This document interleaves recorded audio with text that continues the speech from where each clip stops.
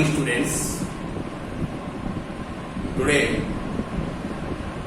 I will explain you about the bones of the limbs in context of the appendicular skeleton of the vertebrate group of animals. Specifically, I will emphasize on the body of the human. Okay, bones of limbs. Bones of limbs generally present within the limbs. Due to presence or obtained from the limbs, those bones are called as the limb bones or bones of limbs. Due to appendated from the axial skeleton towards the ventral side or towards the substratum for the locomotion, these are also be considered as appendicular skeleton. The major appendicular skeletons are known as limb bones. Okay?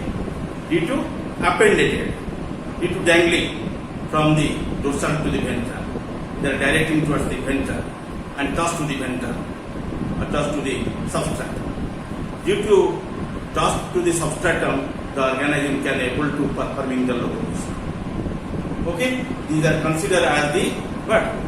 Locomotory organs. Appendages are known as the locomotory organs. Okay?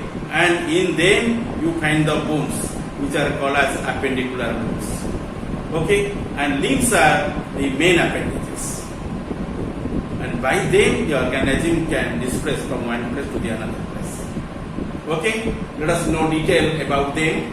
I already did the graphic of it. You see, bones of limbs divided into two groups, bones of purlin and bones of hindwing.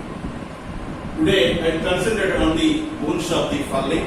So I presented here bones of purlin and differentiated the purlin in the 5 distinct parts: upper arm, forearm, wrist, palm and fingers. Okay? First one is the upper arm. Then it is followed by the forearm. Then you find the wrist. Then you find the palm. And lastly you find the fingers. Okay?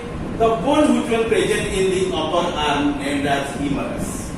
The bone which will present in the forearm or lower arm named as radius and ulna. The bones which are present at the wrist they call as the carpal or carpals. Then you find the palm. In the palm you find some long bones are there. They are named as metacarpals. And then at the end you find the fingers. And fingers otherwise called as the digits. In the digits you find some bones which are called as phalanges. Singularly called as phalanx, plurally called as the phalanges. Okay? Then you observe, in case of the purlin or your arm, you find a pair of upper arm. Yes and no? In there you find a pair of humerus. In each arm you find one humerus is there. Number is 1. At the two sides is 1 into 2. Likely in forearm you find the two bones, radius and ulna is one compound bone. Two bone components are there. And 2 into what? You have 2 in both the sides. It will be 4. How much? 2. Then you find the wrist. At the wrist, in case of the human being, you find 8 number of bones.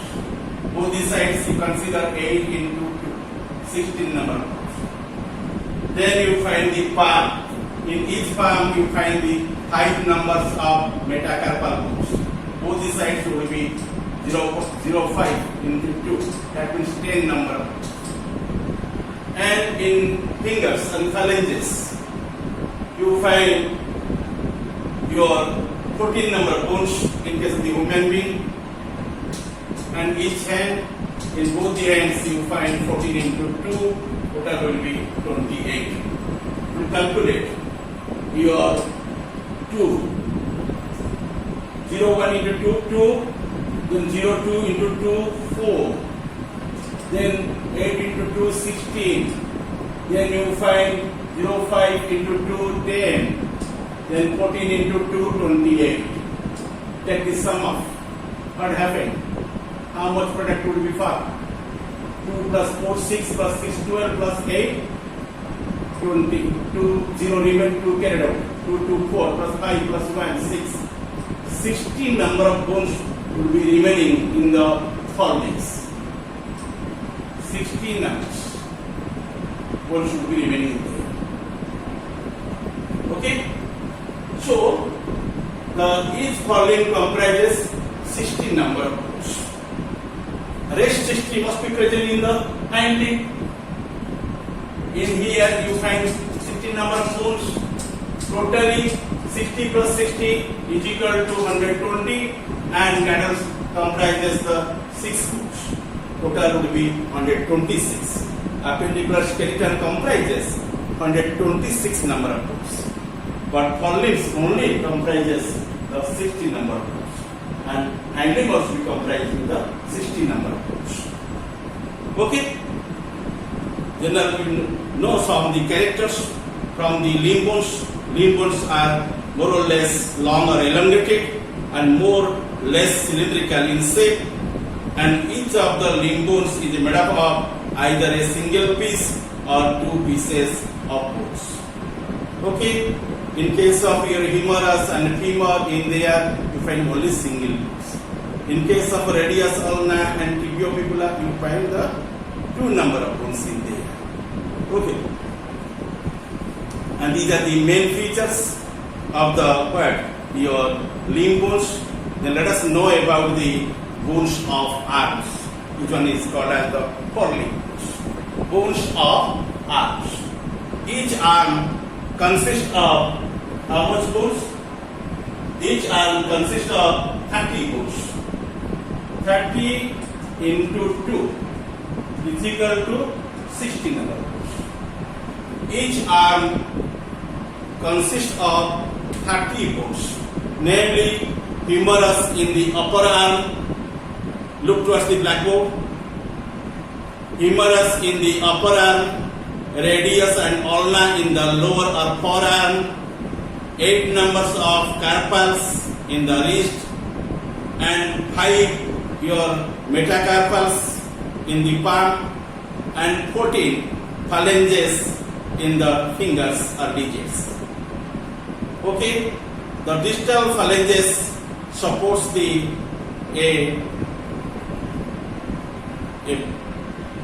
when broad, the arched horny nail. Okay, and these are the humerus, radius, ulna, carpals, metacarpals, and phalanges are noticed in the bones of arms. Okay, let us go in detail about the bones of arms. First of all, we should study about the bones which are present in the upper arm, named as what? Humerus.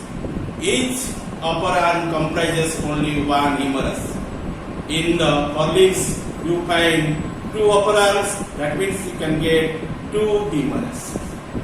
2 humeruses will be remaining in there, and we reveal the humerus is very much elongated and single piece bone consisting of proximal head, medial shaft, and distal pulley-like trochlea, TROCHLEA. The head is without a cap of cartilage, but the cap of the cartilage is the nature of the bones of the trunk. Okay, but head is present but without the presence of the cap of cartilage. Proximal end also has a greater and lesser tuberosities, and bicephal group must be present in there. Above the trochlea, there is an olecranon fossa, to which the olecranon process of the radius ulna must be arrested. And there you find a supratracheal foramen is also be present. Deltoid ridge is the important features of the humerus bone, which are arising from the uppermost part of the sac. In case of the mammal, the deltoid ridge is less prominent. the head of the humerus articulates with the glenoid cavity of the pectoral girdle at each side, and the trochlea of this humerus would be fitted with the sigmoid notch of the radius ulna. And it is the bone of the what? Upper arm of the forelimb. Okay, remember what is the name of this bone? Called as the humerus. Humerus. Okay. Next bone is present in the forearm or lower arm. That is one compound bone. It has two bone components named as radius and ulna. Let us know about the characters of these two bones. Okay, radius, ulna. Radius and ulna. It is a compound bone, two pieces, which is slightly curved and consists of radius and ulna. The radius and ulna are fused at the two ends and separate in case of the human. Ulna is longer than the radius. It extends proximally beyond the radius as a prominent olecranon process. Olecranon process.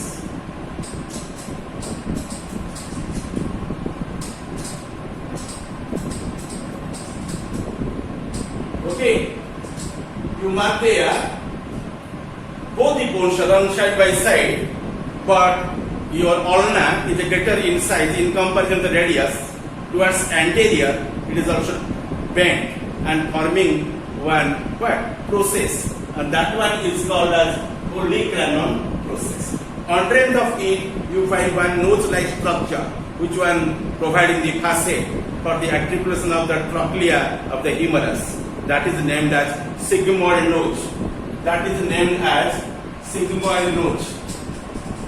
Sigmoid notch. And these are the two important features which are present in the radius and ulna. Okay, ulna is a longer than the radius. It extends proximally beyond the radius as a prominent olecranon process and form a sigmoid notch proximally at the end of the radius. The sigmoid notch faces to one side, and epiphyses are found at the distal end of this bone. The ulna is situated towards the little finger. Please show my hand.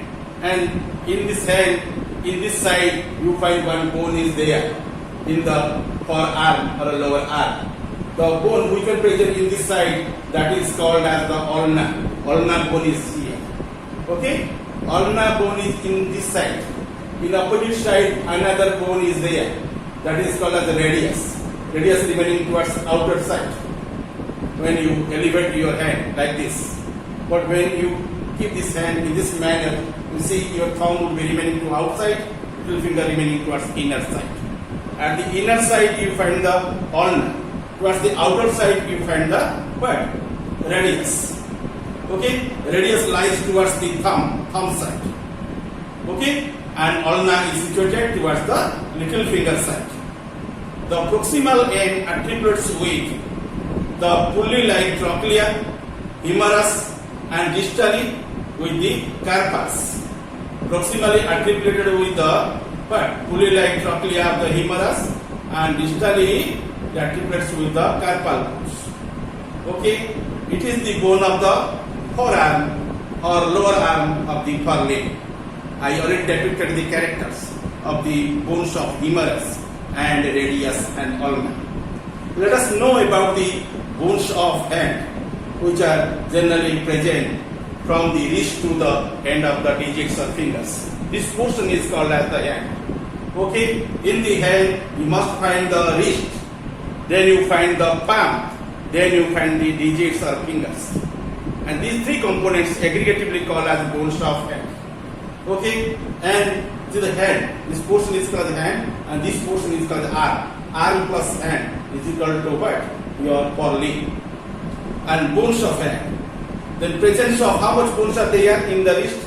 You see, I put a one watch at the wrist base. That is called as a wrist watch. It is named by the presence of the what? Wrist. And this watch would be called as a wrist watch. Okay. In the wrist you find the 8 number of bones. But in case of the rabbit you find 9 number of bones in there. Okay. And presence of 8 carpals arranged in the 3 tiers or 3 rows, likely proximal, middle and distal.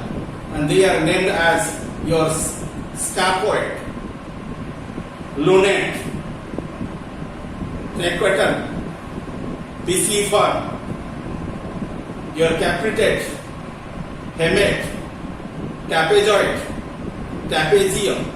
These are the name of the carpal bones which are remaining in the wrist region. Then after this, you find the palm. Palm is very broad.